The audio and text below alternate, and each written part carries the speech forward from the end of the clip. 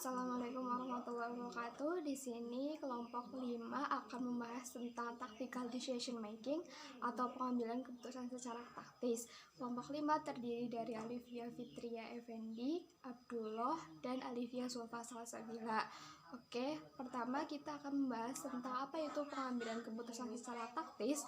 Pengambilan keputusan secara taktis bisa disebut juga dengan pengambilan keputusan jangka pendek. Pengambilan keputusan jangka pendek terdiri atas pemilihan di antara berbagai kemungkinan dengan cara pandang segera atau terbatas. Keputusan jangka pendek kadang dianggap sebagai keputusan taktis karena melibatkan pemilihan di antara berbagai kemungkinan dengan kerangka waktu terbatas atau segera dalam kerangka pikir. Di sisi lain, keputusan strategis biasanya bersifat jangka panjang karena melibatkan pemilihan di antara berbagai strategi yang berbeda yang mencoba untuk memberikan keunggulan bersaing dalam kerangka waktu jangka panjang. Contoh dari keputusan taktis adalah keputusan untuk membeli atau membuat. Selanjutnya kita akan membahas tentang langkah pengambilan keputusan secara taktis. Yang pertama adalah mengenali dan menentukan permasalahan. Jadi untuk pengambilan keputusan secara taktis atau jangka pendek, langkah pertama adalah mengenali permasalahan apa yang ditentukan atau yang terjadi di suatu perusahaan. Yang kedua adalah mengidentifikasikan alternatif solusi yang memungkinkan. Jadi setelah permasalahan itu diidentifikasi, kita bisa menentukan alternatif penyelesaian mana yang bisa untuk diselesaikan. Yang ketiga adalah mengidentifikasi biaya dan manfaat yang terkait dalam setiap alternatif yang layak. Jadi setiap alternatif itu kan memiliki biaya dan manfaat. Jadi setiap alternatif yang memungkinkan harus diidentifikasi biaya dan manfaatnya. Selanjutnya adalah memperkirakan biaya dan manfaat yang relevan untuk setiap alternatif yang layak. Kan tidak semua biaya dan manfaat itu relevan, ada yang tidak relevan. Oleh karena itu, setiap alternatif harus diperkirakan mana biaya yang relevan untuk pengambilan keputusan.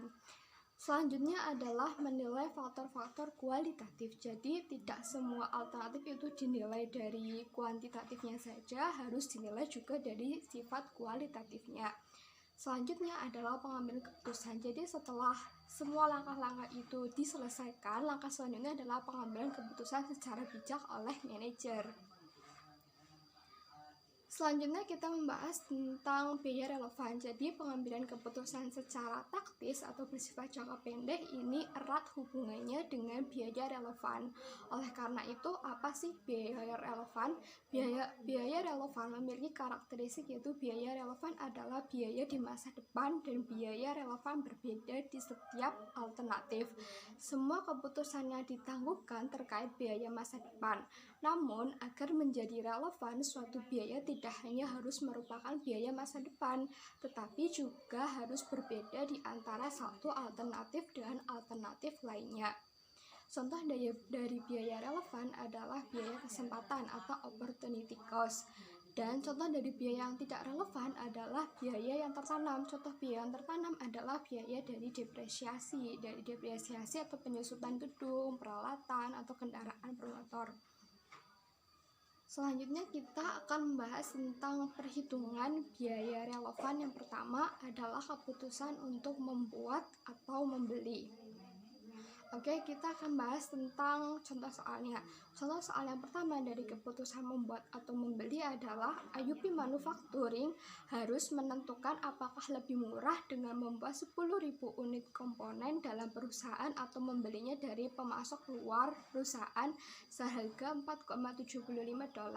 Berikut ini data informasi biaya atas produksi di dalam perusahaan. Overhead akan tetap ada, baik perusahaan memproduksi tersendiri di dalam perusahaan atau membelinya dari pemasok luar. Tidak terdapat pembelian tambahan selain harga beli. Ini merupakan daftar dari jenis total biaya dan biaya per unit. Kalian bisa melihatnya di PowerPoint-nya itu sendiri. Bahan baku langsung 10.000, biaya per unit 1.000, tenaga kerja langsung 20.000, biaya per unitnya adalah $2, overhead variabel 8.000, Biaya per unitnya adalah $0,80, overhead tetap 44.000, dan biaya per unit adalah $4,40, totalnya adalah $82, dan biaya per unit adalah $8,2. Jadi yang diminta adalah yang pertama, apa saja alternatif bagi IUP manufacturing. Kedua, apa sajakah biaya alternatif untuk produksi di dalam perusahaan dan pembelian di luar perusahaan. Yang kedua adalah alternatif manakah yang efektif, biayanya lebih besar dan seberapa banyak. Dan yang terakhir adalah sekarang asumsikan bahwa termasuk dalam overhead tetap adalah biaya sebesar 10.000 yang dapat dihindari jika komponen dibeli dari pihak di luar perusahaan. Alternatif manakah yang efektivitasnya biaya lebih besar dan seberapa banyak? Jadi jawabannya yang pertama adalah terdapat dua alternatif, yaitu membuat komponen di dalam perusahaan atau membeli dari pihak luar di luar perusahaan. Pertanyaan kedua, jawabannya adalah biaya yang dibutuhkan untuk memproduksi komponen yang relevan adalah biaya bahan baku langsung, tenaga kerja langsung, overhead variabel. Biaya pembelian komponen yang relevan adalah harga beli komponen. Selanjutnya adalah untuk menjawab pertanyaan ketiga, bisa dilihat dari tabelnya. Total biaya untuk membuat atau membeli, ada biaya diferensial untuk membuat, kalian bisa lihat itu semua. Jadi lebih murah sebesar 9.500 untuk membuat komponen di dalam perusahaan.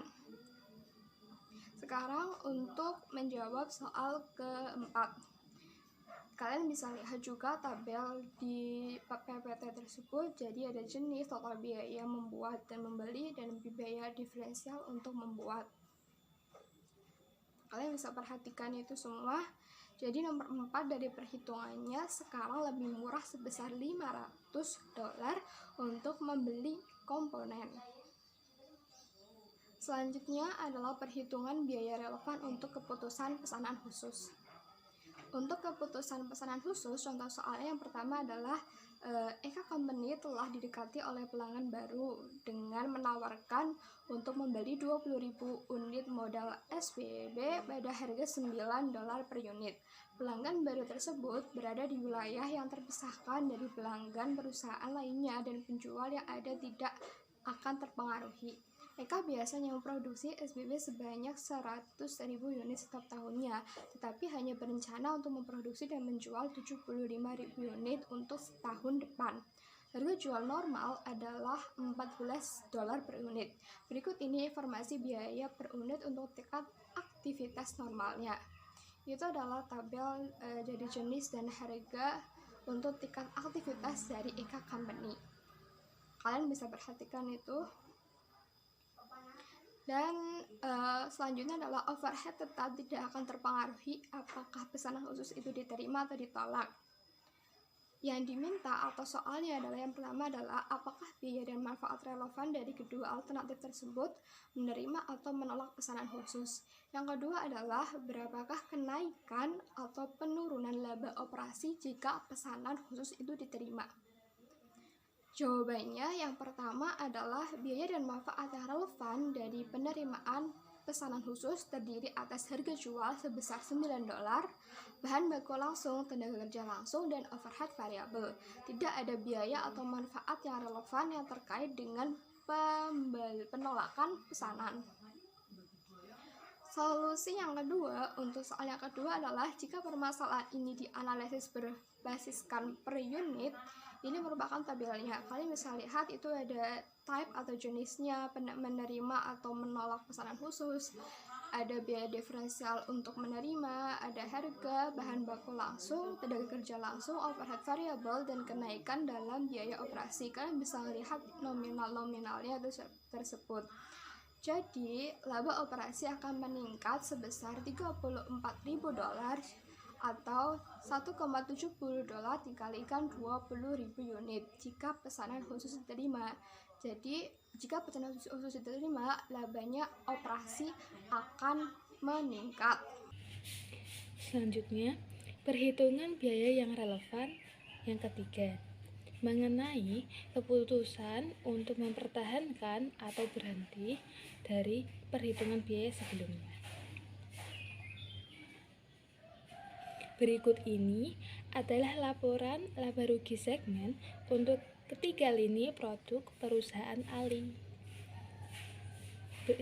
Informasi yang tersedia adalah mengenai penjualan yang dikurangi biaya variabel, kemudian margin kontribusi yang dikurangi biaya tetap langsung berupa iklan, upah atau gaji, depresiasi, dan segmen batas. Adapun perhitungan yang dikenai adalah tentang bata beton, kemudian batu bata, dan juga ubin.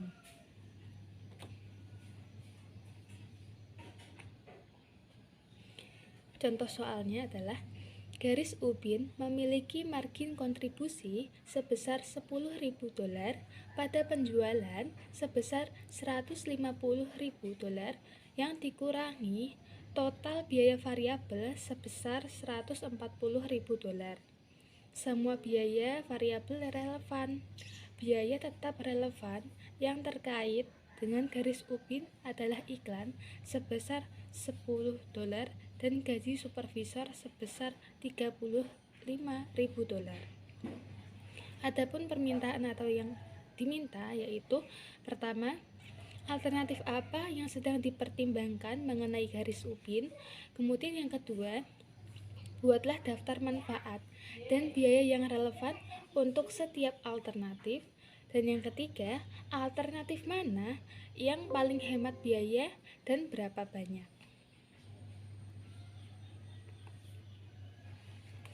Jawabannya, yang pertama, dua alternatif yang tersedia adalah mempertahankan garis ubin atau menghentikannya. Kemudian yang kedua, manfaat dan biaya yang relevan untuk mempertahankan garis ubin adalah penjualan sebesar $150.000, biaya variabel sebesar $140.000, biaya iklan sebesar $10.000 dan biaya pengawasan sebesar $35.000. Tidak ada manfaat dan biaya yang relevan untuk mempertahankan garis ubin yang akan dikeluarkan dengan alternatif penghentian. Kemudian untuk perhitungan yang ketiga, kita akan membuat tabel untuk membantu mempermudah penghitungan tentang apakah kita harus menyimpan atau berhenti. Informasi yang kita butuhkan antara lain adalah penjualan, kemudian yang akan dikurangi dengan biaya variabel, kemudian margin kontribusi yang akan dikurangi dengan iklan, biaya pengawasan, sehingga kita bisa mengetahui total keuntungan atau kerugian yang relevan. Kita masukkan semua data di bagian menyimpan ataupun berhenti. Kemudian kita akan bandingkan. Jika lebih condong ke menyimpan, berarti kita harus menyimpan. Kita bisa melihat di biaya diferensial untuk menjaga, karena apa? Di sini lebih condong ke menyimpan. Adapun perbedaannya adalah $35.000 dalam kebaikan untuk menghentikan garis ubin. Contoh keputusan untuk mempertahankan atau menghentikan jalur dengan efek komplementer. Contoh soalnya adalah mengacu pada laporan laba rugi perusahaan Ali, diasumsikan bahwa penghentian lini produk ubin akan mengurangi penjualan batu bata sebesar 10% dan penjualan batu bata sebesar 8%. Semua informasi lainnya tidak akan berubah. Yang diminta, pertama, jika garis ubin diberhentikan, berapa margin kontribusi untuk garis bata? Kemudian untuk jalur batubara bagaimana? Yang kedua, alternatif mana tentang mempertahankan atau menghentikan jalur ubin yang lebih hemat biaya dan berapa harganya? Jawabannya yang pertama, Margin kontribusi batu bata sebelumnya adalah $250.000, mengalami penurunan sebesar 10% dalam penjualan, juga berarti 10% dalam menghitung biaya variabel. Karena itu, margin kontribusi dikurangi 10%. Margin kontribusi baru untuk batu bata menjadi 250.000 dikurangi 0,10 dikali 250.000, yaitu $225.000. Kondisi yang sama juga terjadi pada jalur batu bara, namun penurunannya hanya 8%. Margin kontribusi baru untuk batu bara antara lain 320.000 dikurangi 0,8 dikali 320.000, hasilnya adalah $294.400. Oleh karena itu, jika garis ubin diberhentikan, maka total margin kontribusi untuk perusahaan Ali akan sama dengan 519.400 dikali dalam kurung 225.000 dikurangi 294.400. Untuk yang kedua, kita akan menggunakan tabel seperti yang tadi. Kemudian untuk tabel ini kita memerlukan informasi mengenai margin kontribusi, terus pengurangan biaya iklan, kemudian juga biaya pengawasan. Jika kita menyimpan, kita memerlukan antara lain margin kontribusi 580.000, kemudian iklannya 30.000, dan biaya pengawasannya 112.000.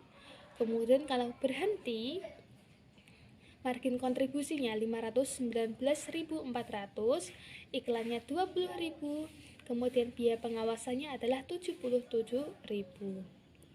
Kemudian untuk biaya diferensial untuk menjaga, kita akan menghitung selisih dari menyimpan atau berhenti. Selisihnya yang pertama adalah 60.600 untuk margin kontribusi, kemudian 10.000 untuk selisih biaya iklan, dan 35.000 untuk biaya pengawasan, sehingga total perbedaannya atau total selisih dari menyimpan atau berhenti adalah 15.600. Selanjutnya adalah perhitungan biaya yang relevan terkait dengan pemrosesan lebih lanjut produk gabungan. Contoh soalnya, perusahaan nanas membudidayakan nanas, kemudian memilahnya menjadi salah satu dari 3 kelompok mutu, yaitu A, B, dan C, berdasarkan kondisi nanas. Perusahaan nanas harus memutuskan apakah akan menjual nanas kelas B pada titik pemisahan atau memproses lebih lanjut menjadi selai nanas. Perusahaan biasanya menjual 120 kantong 5 pon nanas kelas B seharga $1,25 per unit. Namun, jika nanas diolah lebih lanjut menjadi selai nanas, maka hasilnya akan menjadi 500 kaleng. Adapun biaya tambahannya adalah $0,24 per kaleng, sehingga pembeli akan dikenakan harga $0,90 per kaleng. Pertanyaannya adalah, yang pertama, berapa kontribusi keuntungan dari penjualan nanas kualitas B dalam kantong 5 pon? Kemudian yang kedua, apa kontribusi keuntungan dari pengolahan nanas kualitas B menjadi selai nanas? Dan yang ketiga adalah, haruskah perusahaan nanas terus menjual nanas kualitas B dalam karung atau mengolahnya lebih lanjut menjadi selai nanas? Yang pertama, kita akan menghitung pendapatan nanas dalam kantong, yaitu $1,25 dikali 120, yaitu $150.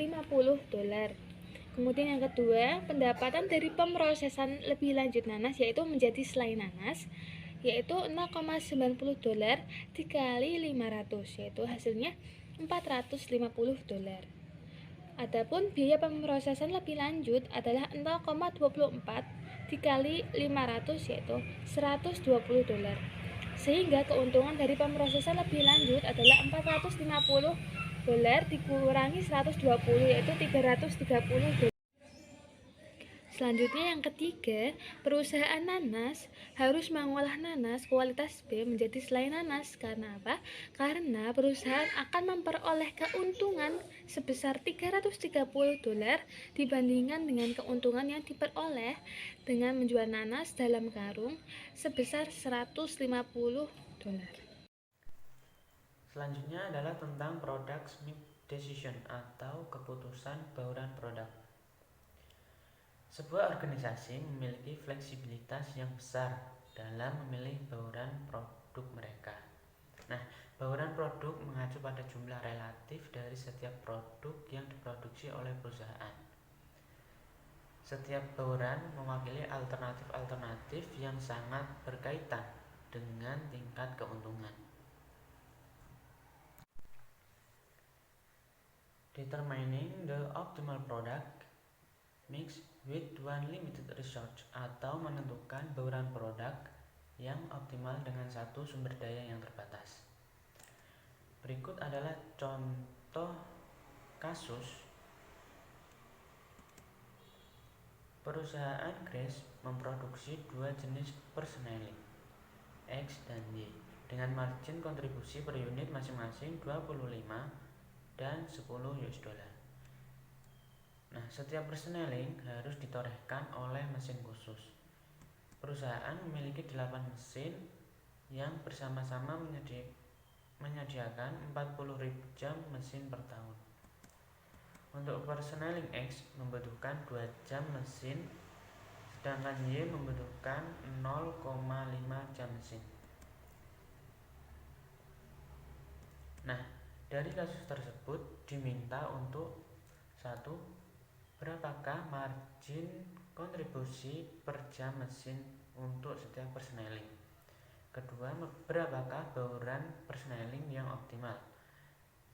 Ketiga adalah berapakah total margin kontribusi yang diperoleh untuk bauran yang optimal. Nah, untuk menjawab pertanyaan tersebut, yang pertama adalah margin kontribusi per jam. Untuk memudahkan dalam perhitungan, bisa kita buat tabel seperti ini ya.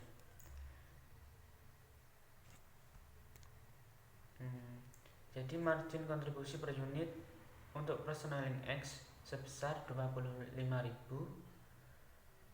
sedangkan Y sebesar 10.000.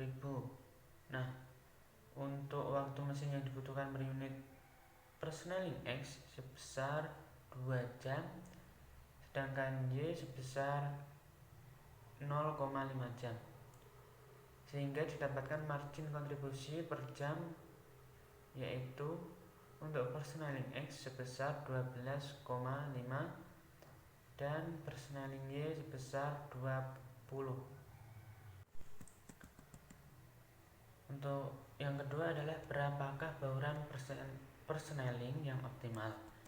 Nah, karena persneling Y menghasilkan margin kontribusi per jam mesin sebesar 20, maka seluruh mesin harus didedikasikan untuk persneling Y.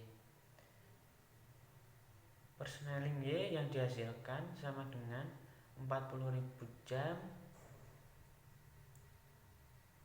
dibagi 0,5 jam per persneling, sehingga didapatkan Y sebesar 80.000 unit. Bauran yang optimal adalah persneling Y sama dengan 80.000 unit dan persneling X sebesar 0 unit. Untuk pertanyaan yang ketiga adalah berapakah total margin kontribusi yang diperoleh untuk bauran yang optimal. Nah, total margin kontribusi dari bauran yang optimal sama dengan 80.000 unit persneling Y dikali 10 sama dengan 800.000. Selanjutnya adalah determining the optimal product mix with a limited resource and sales constraint, atau menentukan bauran produk yang optimal dengan satu sumber daya yang terbatas dan kendala penjualan. Berikut adalah contoh kasusnya.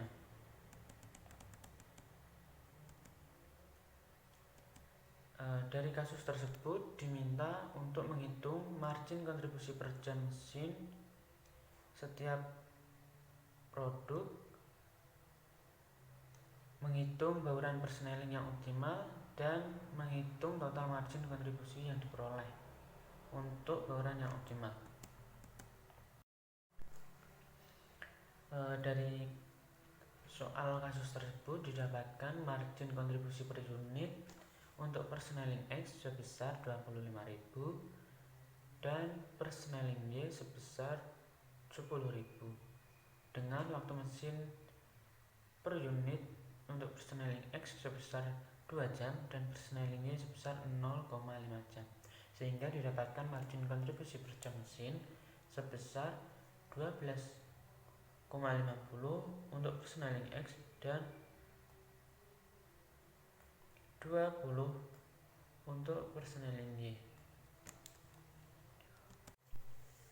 Selanjutnya adalah berapa bauran persneling yang optimal. Oleh karena persneling Y menghasilkan margin kontribusi per jam sebesar 20, maka prioritas pertama adalah memproduksi persneling Y yang dibutuhkan oleh pasar. Jumlah jam mesin yang dibutuhkan untuk jumlah maksimum persneling Y 60.000 unit dikalikan dengan 0,5 jam mesin yang dibutuhkan untuk setiap persneling. 30.000 jam yang dibutuhkan untuk memproduksi 60.000 unit persneling Y, dan jam mesin yang tersisa untuk persneling X sebesar 40.000 jam dikurangi 30.000 jam, sehingga didapatkan sebesar 10.000 jam. Jumlah persneling X yang dapat diproduksi dengan jam mesin sisa sebesar 10 jam adalah 10.000 jam dibagikan dengan 2 jam per unit, sehingga didapatkan hasil sebesar 5.000 unit. Sekarang bauran optimal adalah 60.000 unit untuk persneling Y dan 5.000 unit untuk persneling X. Bauran ini akan menyerap seluruh jam mesin yang tersedia. Selanjutnya adalah total margin kontribusi dari bauran yang optimal. 60.000 unit persneling Y dikalikan dengan 10 ditambahkan dengan 5.000 unit persneling X dikalikan dengan 25, sehingga didapatkan hasil sebesar 725.000. Selanjutnya adalah multiple resource constraints atau kendala sumber daya berganda. Penyelesaian masalah bauran produk dengan adanya beberapa kendala dianggap lebih rumit dan memerlukan penggunaan teknik matematika khusus yang dikenal sebagai pemrograman linier. Selanjutnya adalah tentang use of cost in pricing decision atau penggunaan biaya dalam keputusan penetapan harga. Yang pertama adalah penetapan harga berdasarkan biaya atau disebut juga dengan cost based pricing. Description: permintaan berada di satu sisi dalam persamaan harga, penawaran berada di sisi yang lain. Oleh karena itu, pendapatan harus menutup semua biaya agar perusahaan dapat menghasilkan keuntungan. Mekanisme dari pendekatan ini umumnya basis biaya dan markup. Markup adalah presentase yang diterapkan atas basis biaya dan dihitung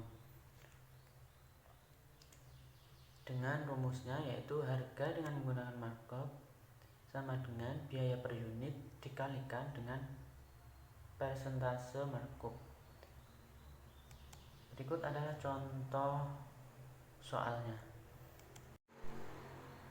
Kiana Company merakit dan memasang komputer sesuai dengan keinginan pelanggan. Kiana telah memutuskan untuk menetapkan harga atas pekerjanya sebesar biaya bahan baku dan tenaga kerja ditambah dengan 20%. Pekerjaan untuk sekolah teknik vokasi setempat memiliki biaya sebagai berikut. Untuk biaya bahan baku langsung sebesar 65.000 dan biaya tenaga kerja langsung sebesar 4.000. Nah, dari persoalan tersebut diminta untuk menghitung harga yang dikenakan oleh Kiana Company terhadap sekolah teknik vokasi. Dapat dihitung dengan rumus harga sama dengan biaya ditambah persentase markup dikali biaya, sehingga didapatkan hasil sebesar 82.800. Selanjutnya adalah target costing and pricing atau penetapan biaya dan harga target. Penetapan biaya target adalah suatu metode untuk menentukan biaya produk atau jasa berdasarkan harga target yang tersedia dibayar oleh para pelanggan. Berikut adalah contoh ilustrasi dari biaya target. Disebutkan bahwa Cucu Tank memproduksi jam tangan dan sedang merancang model jam baru yang memasukkan PDA atau Personal Digital Assistant yang diharapkan oleh Cuci Tank akan dipandang oleh para konsumen sebagai fitur rancangan yang bernilai dan keren. Jam PDA tersebut memiliki harga target sebesar 200. Manajemen mensyaratkan keuntungan sebesar 15% atas pendapatan produk. Dari persoalan tersebut diminta untuk menghitung jumlah keuntungan yang diinginkan dan menghitung biaya target. Untuk keuntungan yang diinginkan bisa didapatkan dari 0,15 dikalikan dengan harga target sebesar 200 sehingga didapatkan sebesar 30. Untuk yang target biaya dapat dihitung dengan rumus harga target dikurangi keuntungan yang diinginkan. Harga target sebesar 200 dikurangi dengan keuntungan sebesar 30 sehingga didapatkan hasil sebesar 170.